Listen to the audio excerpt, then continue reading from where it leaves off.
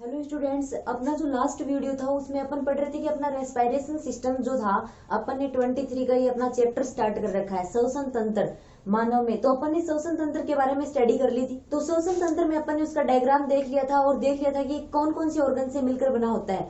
आज अपन स्टडी करेंगे कि श्वसन की क्रिया विधि क्या होती है, किस प्रकार श्वसन की प्रोसेस कंप्लीट होती है। तो अपनी मेनली जो रेस्पिरेशन की प्रोसेस होती है, श्वसन की जो क्रिया विधि होती है, वो 2 चरणों में पूर्ण होती है। फर्स्ट चरण कौन सा है? फर्स्ट है अपना निःश्वसन या अंतःश्वसन, और सेकंड है अपना उच्चश्वसन।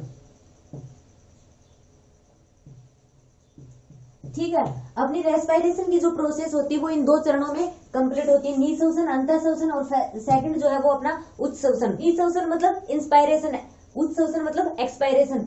अब निःश्वसन की प्रोसेस में, इंस्पायरेशन की प्रोसेस में क्या होता है, वायुमंडल से O2 को, वायुमंडल से वायु को ग्रहण करने की जो प्रोसेस होती है वो होती है अपनी निःश्वसन। निःश्वसन में क्या होता है, वायुमंडल से अपनी जो वायु होती है उसको अपन ग्रहण करते हैं, मतलब ऑक्सीजन को ग्रहण किया जाता है। ओके, वो प्रोसेस आती है निःश्वसन। इस प्रोसेस में क्या होता है कि मेनली अपना जो ये अपने लंग्स वगैरह है, ये अपना रेस्पिरेशन सिस्टम है, लंग्स अपने जो फेफड़े हैं वो किस में होते हैं, वक्ष गुहा में स्थित होते हैं, और इसके ऊपर से क्या होती हैं, पसलियां होती हैं। ठीक है, अब अपने जो ये फर्स्ट इंस्पायरेशन की निःश्वसन की जो प्रोसेस होती है, इसमें क्या होता है कि जो अपनी डायफ्राम जो होता है, अपने डायफ्राम और अंदर परसुक जो पेशियां होती है, उनके संकुचन से क्या होता है, निःश्वसन की प्रोसेस कंप्लीट होती है। ओके, इसमें होता क्या है कि जब अपन वायुमंडल से वायु को ग्रहण करते हैं, मतलब श्वास लेते हैं, उस टाइम क्या होता है, जैसे ही अपन वायु लेते हैं तब अपनी जो ये पसलियां होती हैं, ये क्या होती हैं, अपना वक्ष गुहा का जो क्षेत्र होता है ये ऊपर की तरफ उठ जाता है, और अपना डायफ्राम जो होता है ये संकुचित होकर उधर के नीचे आ जाता है। मतलब अपनी पसलियां जो होती हैं इस टाइम अपना ये वक्ष गुहा का आयतन बढ़ जाता है, मतलब ये ऊपर की ओर खींच जाती हैं। जैसे अगर अपन श्वास लेंगे अंदर की साइड तो अपना पसलियों का जो क्षेत्र है ये ऊपर की साइड खींच जाएगा, और अपना ये जो डायफ्राम है ये संकुचित हो जाएगा, अंतः परसुक पेशियां और डायफ्राम संकुचित हो जाता है। क्या होता है कि और उस टाइम क्या हो जाता है, वायुमंडल में वायु का दाब जो होगा वो ज्यादा होता है, और बॉडी के अंदर क्या होता है, वायु का दाब कम होता है। उस समय क्या हो जाता है, वायुमंडल से वायु जो होती है वो अपने नासा छिद्रों के द्वारा अपने रेस्पिरेशन सिस्टम जो अपने श्वसन तंत्र अपनी बॉडी में प्रवेश कर जाती है। और जो ये वायु श्वसन तंत्र श्वसन मार्ग से होती हुई इन वायु कूपिकाओं तक कब तक पहुंचती है, ये तब तक पहुंचेगी जब तक इन वायु कूपिकाओं का दाब बाहर के वायुमंडल ये दाब के बराबर नहीं हो जाता। एक बार फिर से मैं क्लियर कर रही हूँ, निःश्वसन की प्रोसेस में क्या होता है, निःश्वसन की प्रोसेस वो प्रोसेस होती है जब अपन वायुमंडल से वायु को ग्रहण करते हैं। ओके, और इसमें क्या होता है, इस प्रोसेस में अपनी अंतर परसुक पेशियां और अपना डायफ्राम का जो एरिया होता है वो संकुचित हो जाता है। ठीक है, उनके संकुचन से क्या होता है, अपना वक्ष गुहा का आयतन बढ़ जाता है, ये मतलब वो अपनी वक्ष गुहा का आयतन बढ़ जाता है, मतलब ये ऊपर की साइड खींच जाती हैं। उस टाइम क्या होता है, उस टाइम अपने फेफड़ों में क्या होता है, वायु का जो दाब होता है वो वायुमंडल के दाब से कम होता है, और जब फेफड़ों में वायु का दाब कम हो जाता है तब बाहर से वायु आती है और किस में प्रवेश करती है, अपनी वायु कूपिकाओं में आती है। और तब तक आती है वो वायु जब तक अपनी वायु कूपिकाओं का दाब बाहर के वायुमंडलीय दाब के बराबर नहीं हो जाता है। ओके, और जैसे कि अपन जानते हैं ये वायु कैसे प्रवेश करती है, नासा छिद्रों से होती हुई अपनी जो ये गर्सनी है, गर्सनी से होती हुई अपने कंठ जो है, कंठ से श्वास नली, श्वास नली से होती हुई अपनी श्वसनी, और श्वसनी से होती हुई अपनी श्वसनिकाएं, और श्वसनिकाओं से लास्ट में किस में पहुंच जाती है, अपनी वायु कूपिकाओं में पहुंच जाती है। और वायु कूपिकाओं के आसपास किसका जाल पाया जाता है, रुधिर वाहिनियों का जाल पाया जाता है। उन रुधिर वाहिनियों में क्या होती है, CO2। अब ये CO2 बाहर निकलने की जो प्रोसेस होती है वो अपने सेकंड स्टेप में होती है। सेकंड स्टेप में उच्चश्वसन में होता क्या है, अब जैसे कि वायु अपने फेफड़ों में आ गई है, ठीक है, अब वापिस से ये प्रोसेस क्या होती है, इसकी उल्टी प्रोसेस हो जाती है, मतलब अंतः परसुक पेशियां और अपना जो डायफ्राम होता है वो बिल्कुल स्थिर हो जाता है, और अपनी पेशियां जो अपनी जो वक्ष गुहा होती है वो वक्ष गुहा वापस से क्या हो जाती है, अपनी नॉर्मल कंडीशन में आ जाती है, जिससे क्या होता है, अपनी जो ये वायु कूपिकाएं होती हैं, इन वायु कूपिकाओं में क्या होता है, वायु कूपिकाएं रुधिर से क्या लेती है, CO2। अपन ने पढ़ा था यहाँ पर रुधिर वाहिनियों का जाल होता है, उन रुधिर वाहिनियों में क्या होता है, अपनी ऑक्सीजन होती है जो अपनी पूरी बॉडी से आती है, और फिर वो CO2 जो वायु कूपिकाओं में पहुंचती है वो वापस इसी मार्ग से होती हुई कहाँ निकाल दी जाती है, अपनी बॉडी से बाहर वो CO2 निकाल दी जाती है, और ये प्रोसेस किस में आती है, उच्च श्वसन में आती है। ओके, तो फर्स्ट स्टेप में क्या होता है, अपना डायफ्राम जो होता है ये क्या हो जाता है, संकुचित हो जाता है, अंतर प्रसुपेशियां संकुचित हो जाती हैं और अपना वक्ष गुहा का आयतन बढ़ जाता है। जिस टाइम क्या होता है, वायुमंडलीय दाब जो है वो ज्यादा होता है फेफड़ों के वायु दाब से, उस टाइम अपनी वायु अंदर इंटर कर जाती है, वायु के साथ अपना O2 जो होती है अपनी ऑक्सीजन इंटर कर जाती है। सेकंड स्टेप में क्या होता है, अब वायु कुपिकाएं, अब अंदर क्या हो गया, अंदर का वायु दाब ज्यादा हो जाता है, बाहर का वायु दाब कम हो जाता है। उस टाइम क्या होता है, वायु कुपिकाओं से होती हुई अपनी CO2 जो होती है वो वापस बाहर निकल जाती है। ठीक है, मतलब O2 अंदर आती है और CO2 बाहर निकल जाती है, क्योंकि यहाँ पर अंतर प्रसुप, ये अपनी जो वायु कुपिकाएं होती है यहाँ पर रुधिर वाहिनियों का जाल फैला रहता है और रुधिर से क्या आती है, रुधिर जो होता है वो अपनी पूरी बॉडी से यहाँ पर CO2 लेकर आता है और वो CO2 किस में चला जाता है, वायु कुपिकाओं में। और वायु कुपिकाओं में क्या है, वायु कुपिकाओं में वायु जब आई थी तब ऑक्सीजन उसके साथ आई, तो ऑक्सीजन जो होती है वो ब्लड में आ जाती है और ब्लड से CO2 जो होती है वो वायु कुपिकाओं में चली जाती है और फिर ये CO2 जो वायु कुपिकाओं में चली गई वो वापस से जिस मार्ग से अपनी वायु आई है उसी मार्ग से होती हुई ये वापस बाहर निकल जाती है। तो ये होता है निःश्वसन और उच्च श्वसन की प्रोसेस में। और जिस प्रकार से नासा छिद्रों से होती हुई, श्वास नली से होती हुई, श्वसनिकाओं से होती हुई प्रवेश करती है, उसी क्षेत्र से होती हुई अपनी वायु जो होती है वो बाहर निकल जाती है। अब अगर अपनी श्वसन की क्रिया विधि में निःश्वसन और उच्च श्वसन के बाद में अगर थोड़ा सा और इसका इंट्रोडक्शन देखें तो इसमें क्या है कि अपनी जो सामान्य अवस्था होती है उस सामान्य अवस्था में फेफड़ों में लगभग कितनी वायु होती है, 2300 मिलीलीटर। ठीक है, और सामान्य अवस्था में हम वायुमंडल से कितनी वायु ग्रहण कर पाते हैं, सामान्य अवस्था में अपन वायुमंडल से 500 मिलीलीटर वायु ग्रहण कर पाते हैं। ठीक है, सामान्य अवस्था में अपने फेफड़ों में इतनी वायु तो प्रेजेंट रहती है और इतनी वायु अपन सामान्य अवस्था में ग्रहण कर पाते हैं। जिस टाइम अपन अभ्यास करते हैं, एक्सरसाइज करते हैं, उस टाइम अपन 3500 मिलीलीटर तक वायु ग्रहण कर सकते हैं। ठीक है, अब अपन बात करेंगे श्वसन संबंधी आयतन। तो अब अपना नेक्स्ट जो टॉपिक है वो श्वसन संबंधी आयतन है। और श्वसन संबंधी आयतन कौन कौन से होते हैं अगर उनकी अपन बात करें, सबसे पहले अपना आता है ज्वारीय आयतन। ज्वारीय आयतन मतलब टाइडल वॉल्यूम, जिसको अपन टीवी भी बोल सकते हैं। ठीक है, अब अपना ज्वारीय आयतन क्या होता है, ज्वारीय आयतन में ये होता है कि सामान्य श्वसन में एक निःश्वसन में फेफड़ों के अंदर भरी जाने वाली वायु का आयतन क्या कहलाता है, ज्वारीय आयतन। मतलब जब सामान्य श्वसन की प्रोसेस हो रही हो, सामान्य श्वसन की प्रक्रिया में एक निःश्वसन में अपन कितनी वायु फेफड़े के अंदर भर सकते हैं, वो आयतन क्या कहलाता है, वो आयतन कहलाता है ज्वारीय आयतन।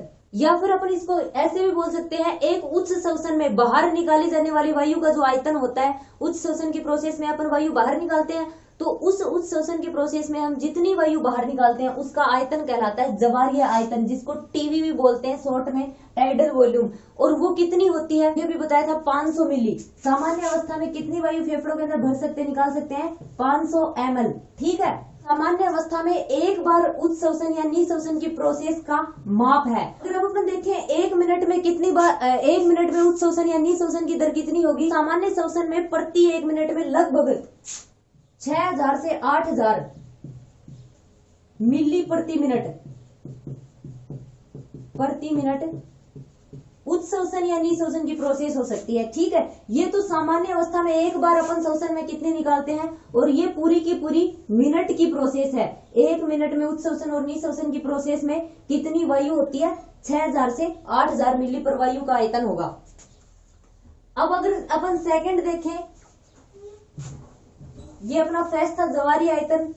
अब अपना सेकंड आयतन होगा निःश्वसन या आरक्षित आयतन। जिसको अपन इंग्लिश में बोलते हैं इंस्पायरेटरी रिजर्व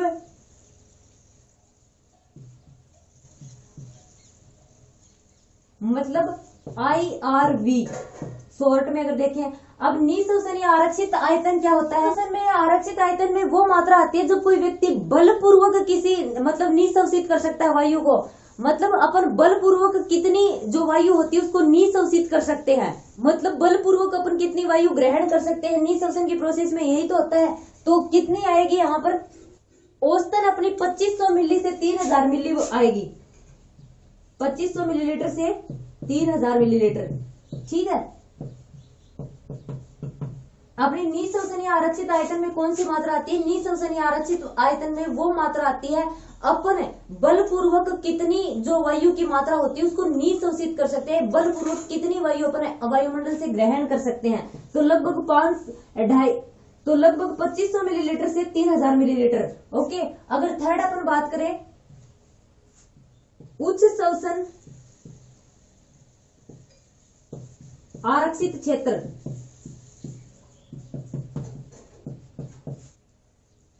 मतलब एक्सपायरेटरी रिजर्व वॉल्यूम ERV। अब उच्च शोषणीय आरक्षित क्षेत्र में क्या आता है? इसमें ये वो वायु आती है अपन बलपूर्वक कितनी वायु बाहर निकाल सकते हैं, कितनी वायु उच्च शोषित कर सकते हैं बलपूर्वक। मतलब सामान्य शोषण की बात नहीं हो रही, अपन अपनी इच्छा से बलपूर्वक कितनी निकाल सकते हैं उस वायु की बात हो रही है, कितनी वायु उच्च शोषित कर सकते हैं। तो इसका मान कितना आएगा? 1000 मिली से 1100 मिली 1100 मिलीलीटर तक अपन क्या कर सकते हैं? उच्च शोषित कर सकते हैं वायु को बलपूर्वक। ठीक है, 250 मिलीलीटर से 300 मिलीलीटर तक वायु जो होती है उसको अपन बलपूर्वक क्या कर सकते हैं? निःशोषित कर सकते हैं। और 1000 मिलीलीटर से 1100 मिलीलीटर वायु जो होती है वो अपन बलपूर्वक क्या कर सकते हैं? उच्च शोषित कर सकते हैं। उसके बाद अगर अपन फोर्थ नंबर पर देखें तो क्या आएगा? अवशिष्ट आयतन आएगा। अवशिष्ट आयतन मतलब रिजिडुअल वॉल्यूम, रिजिडुअल वॉल्यूम जिसको अपन क्या बोल सकते हैं? RV भी बोल सकते हैं शॉर्टकट में। अब अवशिष्ट आयतन में क्या होता है? अवशिष्ट आयतन वो आयतन होता है जब फेफड़ों में उच्च शोषण, बलपूर्वक उच्च शोषण की प्रोसेस कर लेते हैं। बलपूर्वक उच्च शोषण में कितनी वायु का अपन क्या कर सकते हैं? उच्च शोषण 1000 से 1100 मिली। तो अवशिष्ट आयतन में वो आती है जब अपन बलपूर्वक वायु का उच्च शोषण कर देते हैं, उसके बाद भी अपने फेफड़ों में कितनी वायु शेष रह जाती है उसको अपन अवशिष्ट आयतन बोलते हैं। अगर उसका मान देखें तो 1100 मिली से 1200 मिलीलीटर तक वायु क्या रह जाती है? बलपूर्वक उच्च शोषण के बाद भी अपने फेफड़ों में शेष रह जाती है, वो कहलाती है अवशिष्ट आयतन की मात्रा। तो ये थे अपने 4 शोषण संबंधी आयतन। अब आगे अगर अपन बात करें शोषण संबंधी क्षमता, शोषण संबंधी क्षमता की अगर अपन बात करें तो इसमें क्या आएगा? पहले अपनी आएगी निःशोषण क्षमता। निःशोषण क्षमता मतलब इंस्पायरेटरी कैपेसिटी, कैपेसिटी जिसको शॉर्ट में CV बोल सकते हैं अपन, CV। निःशोषण क्षमता में वायु की वह मात्रा आती है जिसमें अपन अधिकतम वायु ग्रहण कर सकते हैं। निःशोषण क्षमता कौन सी होती है? वो क्षमता जिसमें अपन अधिकतम वायु ग्रहण कर सकते हैं। इसमें कौन से आयतन सम्मिलित किए गए हैं? इसमें ज्वारीय आयतन एवं निःशोषण आरक्षित आयतन सम्मिलित किए गए हैं। दोनों की वायु जो अपन फेफड़ों में ग्रहण कर सकते हैं वो दोनों इसमें ऐड हो जाते हैं। इसका माप अपन देखें तो इसका माप कितना आता है? 3500 मिलीलीटर तक आता है। ठीक है, और ये 3500 मिलीलीटर कैसे आता है? अपन इंस्पायरेटरी कैपेसिटी की बात करें, मतलब CV इज इक्वल टू निःशोषण क्षमता में कौन कौन सी क्षमता ऐड की गई है और अपनी इस निःशोषण क्षमता में कौन कौन से आयतन ऐड किए गए हैं। एक तो अपना ज्वारीय आयतन मतलब टाइडल वॉल्यूम TV, प्लस कौन सा? निःशोषण आरक्षित आयतन मतलब IRV, इंस्पायरेटरी रिजर्व वॉल्यूम। ठीक है, अपनी ज्वारीय आयतन है, ये अपना क्या है? निःशोषण आरक्षित आयतन। इन दोनों का मान ऐड किया गया है। तो CV का मान कैसे निकालेंगे? TV का मान अपने पास 500 था, अपन ने अभी अभी डिस्कस किया। ज्वारीय आयतन का मान कितना होता है? 500 मिलीलीटर का कितना था अपने पास? 3000। ठीक है, और इन दोनों को ऐड करके अपने पास कितना है? 3500। ठीक है, इस प्रकार अपना इंस्पायरेटरी कैपेसिटी निकल के आती है, क्योंकि निःशोषण की जो क्षमता होती है उसमें अपन ज्वारीय आयतन और निःशोषण आरक्षित आयतन दोनों को ऐड करते हैं। अब इसके अलावा अपन सेकंड नंबर पर देखें तो क्या आएगी अपने पास? उच्च शोषित क्षमता मतलब एक्सपायरेटरी कैपेसिटी। कैपेसिटी। ईसी निःश्वसन में क्या था? निःश्वसन में यह था कि अपन कितनी अधिकतम वायु ग्रहण कर सकते हैं, वो क्या था? निःश्वसन क्षमता। उच्चश्वसन क्षमता क्या होगी? उच्चश्वसन क्षमता वो क्षमता होगी जिसमें अपन कितनी अधिक वायु अपने फेफड़ों से, अपने शरीर से बाहर निकाल सकते हैं, उसमें क्या आएगी? अपनी उच्च शोषित क्षमता आएगी। और निःश्वसन क्षमता में अपन ने किसको ऐड किया था? अपना ज्वारीय आयतन प्लस अपना निःशोषित आरक्षित आयतन, यही ऐड किया था। तो अपन उच्च शोषण में किसको ऐड करेंगे? ज्वारीय आयतन प्लस उच्च शोषित आरक्षित क्षमता, इन दोनों को। तो यहाँ पे क्या आएगा? अपना EC EC is equal to TV tidal volume मतलब ज्वारीय आयतन प्लस ईआरवी मतलब एक्सपायरेटरी रिजर्व वॉल्यूम, उच्च शोषण आरक्षित जो आयतन था अपना, उच्च शोषण आरक्षित आयतन। तो टीवी का मान अपने को पता है 500 है अपना, और ईआरवी का कितना था? 1100, अधिकतम 1100 था अपने पास। तो इसका ईसी का टोटल कितना आ जाएगा? 1600 मिलीलीटर।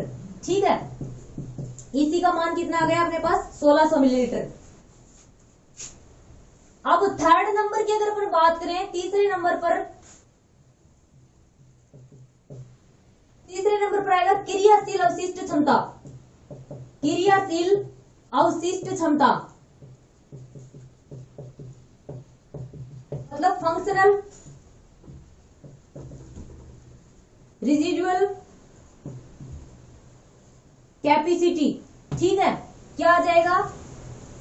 FRC शॉर्टकट में। अब इसमें क्या आता है? इसमें आता है कि सामान्य उच्च शोषण के बाद में, जब सामान्य रूप से उच्च शोषण की प्रोसेस हो जाती है, उसके बाद अपने फेफड़ों में कितनी वायु शेष बचती है, वो आती है क्रियाशील अवशिष्ट आयतन की मात्रा। और FRC को अपन कैसे निकालेंगे? इसमें अपने पास अपनी उच्च शोषण आरक्षित मात्रा और अपनी अवशिष्ट मात्रा जुड़ेगी। ठीक है, उच्च शोषण आरक्षित मात्रा ERV प्लस अपनी RV आरक्षित जो मात्रा होगी वो ऐड हो जाएगी। ठीक है, अब अपन देखिए अपने पास ERV का मान कितना था? अपन ने अभी अभी देखा था 1100 प्लस RV का मान कितना था? 1200। तो टोटल अपने पास ये कितनी आ गई? अपनी FRC जो थी वो 2300 मिलीलीटर आ गई। ठीक है, क्रियाशील अवशिष्ट क्षमता का मान क्या होता है? क्रियाशील अवशिष्ट क्षमता का मान 2300 मिलीलीटर होता है। और क्रियाशील अवशिष्ट क्षमता क्या होती है? क्रियाशील अवशिष्ट क्षमता वो क्षमता होती है जिसमें सामान्य उच्च शोषण के बाद में अपने फेफड़ों में कितनी वायु शेष रह जाती है। और इस क्रियाशील अवशिष्ट क्षमता को किससे निकाला जाता है? क्रियाशील अवशिष्ट क्षमता को जो अपना अवशिष्ट आयतन है, उस अवशिष्ट आयतन में जो अपना उच्च शोषण आरक्षित क्षेत्र है, उन दोनों को जोड़कर FRC का मान निकाला जाता है। ठीक है, तो ये अपने पास आ गया 2300। अब फोर्थ नंबर पर अगर देखेगा जैव क्षमता, जिसे इंग्लिश में बोला जाता है वाइटल कैपेसिटी, शॉर्टकट में अपने पास आ गया VC। और VC का मान कैसे निकालेंगे? उससे पहले अपन देख लेते हैं कि जैव क्षमता क्या होती है। जैव क्षमता क्या होती है? ये फेफड़ों में अधिकतम भरी गई एवं अधिकतम निकाली गई वायु होती है। जैव क्षमता क्या होती है? फेफड़ों में अधिकतम भरी गई एवं अधिकतम निकाली गई वायु जो होती है वो जैव क्षमता होती है। और इसमें कौन कौन से मान ऐड होंगे? इसमें अपना जो टाइडल मान, अपना ज्वारीय आयतन प्लस अपना क्या जुड़ेगा? उच्च शोषण आरक्षित आयतन प्लस अपना निःशोषण आरक्षित आयतन, वो तीनों मान यहाँ पर जुड़ेंगे। अवशिष्ट आयतन को छोड़कर तीनों के तीनों आयतन क्या होते हैं? जैव क्षमता में ऐड होते हैं। उसके बाद में CV का मान निकलता है, देखें उसके बाद में VC का मान निकलता है। IRV मतलब जो अपना निःशोषण आरक्षित क्षेत्र प्लस TV मतलब अपना ज्वारीय आयतन प्लस आगे अपना ERV मतलब उच्च शोषण आरक्षित आयतन। निःशोषण आरक्षित आयतन, ज्वारीय आयतन, उच्च शोषण आरक्षित आयतन, इन तीनों को ऐड करेंगे। तो IRV का मान कितना है? 3000 प्लस TV का मान कितना है? 500 प्लस ERV का मान कितना है? 1100 इज इक्वल टू टोटल हो जाएंगे अपने पास 4600 मिलीलीटर जैव क्षमता अपने पास टोटल होती है। ये IRV, TV और ERV का मान क्या होता है ये हम पहले वाले टॉपिक में डिस्कस कर चुके हैं। अपन ने इससे पहले अपना जो शोषण क्षमता से पहले अपना टॉपिक क्या था? शोषण संबंधी आयतन। उन शोषण संबंधी आयतन में अपन IRV, TV और ERV का मान देख चुके हैं। 4 ही तो आयतन, उन चारों के आयतनों के मान आपको याद रखने हैं। कौन कौन से? अपना IRV, TV, ERV और इनके अलावा अपना क्या था? अवशिष्ट आयतन था एक RV, उसका मान। ठीक है, तो लास्ट में अपनी जैव क्षमता का मान कितना आता है? 4600 मिलीलीटर। तो अपनी जैव क्षमता हो जाती है 4600 मिलीलीटर। लास्ट में 5th अपना आता है फेफड़ों की कुल क्षमता।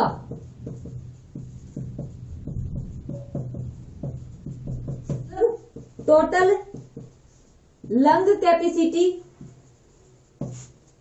जिसे शॉर्टकट में बोल सकते हैं TLC। अब फेफड़ों की कुल क्षमता क्या होती है? अधिकतम प्रयासों के बाद, मतलब पूर्ण प्रयासों के बाद, अधिकतम प्रयासों के बाद फेफड़ों में भरी जा सकने वाली वायु का जो आयतन होता है वो फेफड़ों की कुल क्षमता कहलाती है। अधिकतम प्रयासों के बाद अपन फेफड़ों में कितनी वायु भर सकते हैं उसकी मात्रा क्या होगी? फेफड़ों की कुल क्षमता होगी। और वो कैसे निकालेंगे?